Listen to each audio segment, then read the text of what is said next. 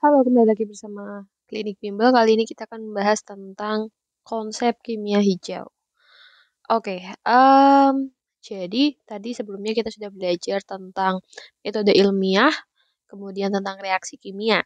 Nah, reaksi kimia itu ada yang merugikan dan juga ada yang menguntungkan. Nah, jadi di sini kita akan bahas nih kalau ternyata banyak permasalahan akibat dari proses kimia. Dan kimia hijau itu merupakan bidang ilmu yang fokusnya untuk perbaikan dan pemecahan masalah lingkungan untuk mengatasi masalah yang ditimbulkan proses kimia. Jadi kimia hijau itu berperan untuk mengatasi masalah lingkungan baik dari segi produk yang dihasilkan, proses maupun tahapan reaksi yang dilakukan. Di sini ada suatu bagan, mari kita coba bahas. Yang pertama, ini tentang kimia hijau. Secara pengertian, itu kimia hijau merupakan pendekatan untuk mengatasi masalah lingkungan, baik dari sisi bahan kimia yang dihasilkan, proses maupun tahapan reaksi yang dilakukan. Kemudian, terdapat bahaya bahan kimia, diantaranya adalah ancaman terhadap kesehatan manusia dan juga lingkungan, perubahan iklim global, penipisan sumber daya alam. Nah, sehingga kimia hijau itu memiliki beberapa manfaat. Di antaranya, mengurangi angka kecelakaan kerja, efisiensi penggunaan energi, mengurangi atau meniadakan limbah, menurunkan potensi pemanasan global, hujan asam, dan penipisan ozon, mengurangi bahan kimia yang mengganggu ekosistem, terciptanya lingkungan yang sehat, dan proses-proses kimianya lebih ekonomis. Itu adalah beberapa manfaat tentang kimia hijau. Suatu metode dalam mendesain produk kimia dan prosesnya untuk meminimalisir atau meniadakan penggunaan bahan-bahan kimia berbahaya berhubungan erat dengan kimia hijau. Oke, nah beberapa permasalahan itu adalah adanya ancaman terhadap kesehatan manusia dan juga lingkungan, termasuk toksisitas, bahaya fisik, perubahan iklim global, penipisan sumber daya alam. Nah, jadi kimia hijau berfokus untuk meminimalisasi atau meniadakan penggunaan bahan-bahan kimia yang berbahaya. Berdasarkan sifatnya, bahan-bahan kimia dikelompokkan menjadi beberapa jenis. Ada yang mudah meledak, mudah terbakar, racun, korosif, reaktif, karsinogenik, dan membahayakan lingkungan. Sekarang kita kenali simbol yang biasanya tertera pada bahan kimia. Simbol yang pertama, itu artinya ada eksplosif atau mudah meledak. Contoh senyawanya ada amonium nitrat, amonium dikromat. Yang kedua ada gambar api, artinya adalah mudah terbakar atau flammable. Contoh senyawanya di etil ether, alkohol, keton, dan gas etana. Gambar tengkorak artinya beracun atau toksik. Ada merkuri, gas klorin, fenol, cyanida, dan benzena. Kemudian ada pohon dan ada ikan di sini, artinya adalah dangerous for the environment, membahayakan lingkungan ya. Perak nitrat dan raksa klorida. Selanjutnya, simbol X itu artinya berbahaya atau harmful dengan tanda ada N kecil. Contohnya adalah aseton. Kemudian ada gambar api di dalam lingkaran, artinya pengoksidasi, oxidizing. Ada kalium dikromat, hidrogen peroksida, dan kalium permanganat. Kemudian ada ini ada tangan ya, sepertinya ya, tangan ditetesin gitu. Artinya adalah korosif.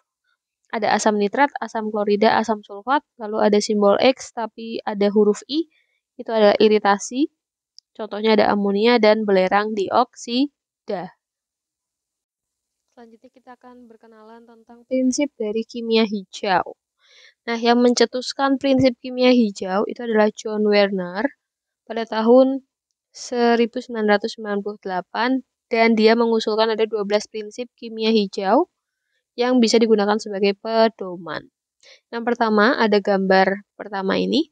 Itu artinya adalah mencegah terbentuknya limbah.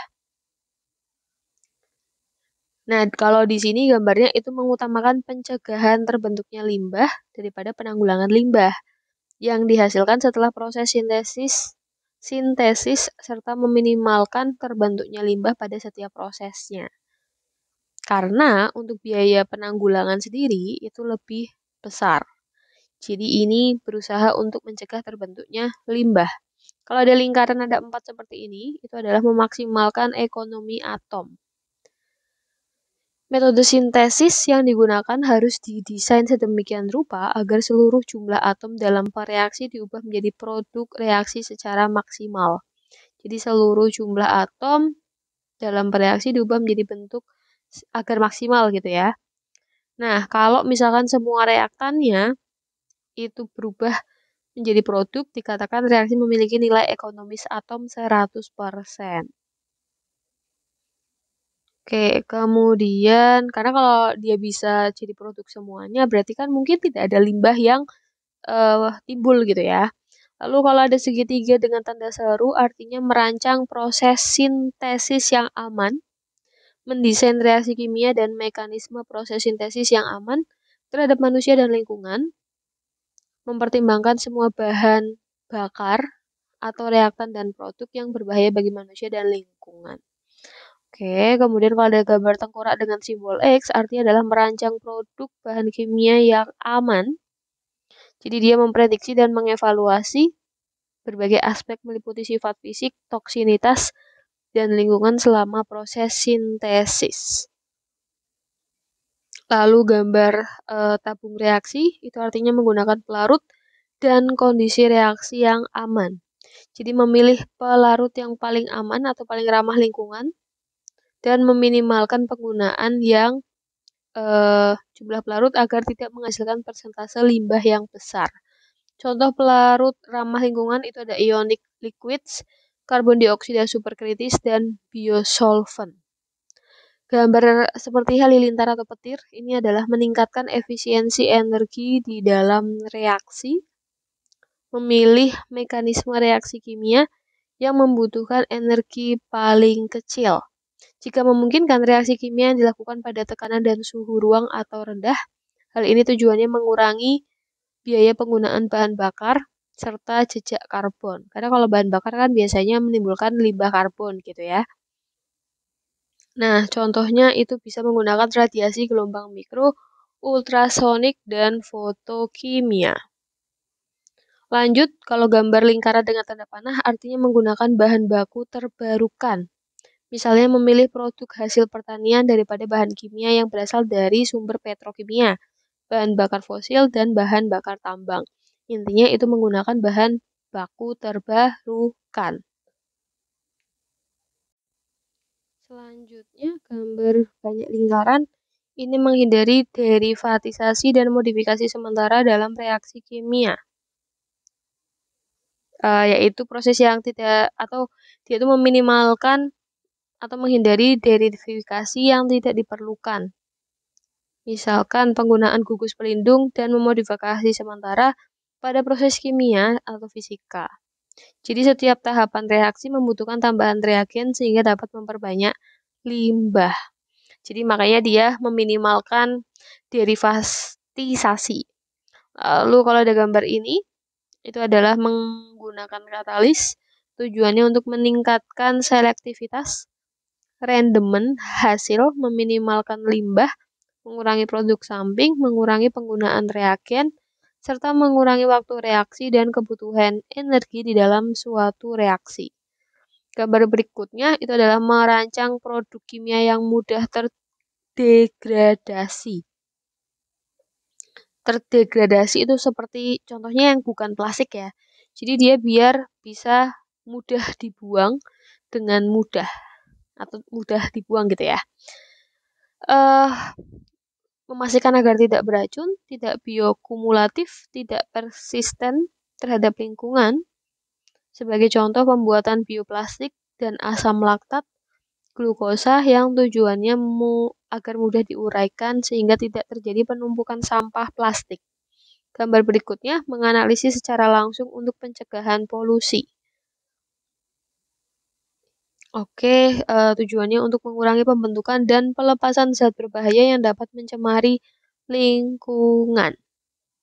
Kemudian yang terakhir, meminimalkan potensi kecelakaan.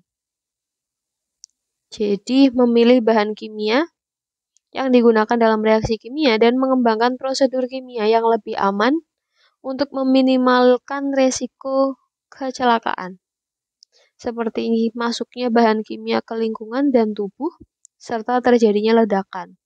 Tujuannya mengetahui dan mempertimbangkan resiko yang mungkin terjadi. Salah satu prinsip kimia hijau itu adalah ekonomi atom, dikembangkan oleh Barry Trost. Dia mendefinisikan ekonomi atom sebagai rasio antara massa produk yang diinginkan dengan massa total produk yang dinyatakan dalam persentase. Konsep ekonomi atom ini menjadi bagian dari gerakan kimia hijau dan digunakan sebagai parameter untuk menentukan efektivitas atau efisiensi suatu reaksi. Persentase ekonomi atom dapat dihitung dengan rumus sebagai berikut. Massa molekul produk target dibagi massa molekul semua bahan baku dikali 100%. Sebagai contoh di sini ada soal, ada natrium. Sebentar, kita ganti dulu. Ada natrium metasilikat dapat diperoleh dengan mereaksikan silikon dioksida dan natrium hidroksida. Ini adalah persamaannya. Kemudian hitung nilai ekonomi atom proses pembuatan Na2SiO3. Di sini ada AR masing-masing. Rumus persen ekonomi atom itu adalah massa molekul produk target. Produk targetnya kan Na2SiO3 ya, karena dikatakan bahwa natrium metasilikat dapat diperoleh dengan mereaksikan. Itu berarti yang targetnya.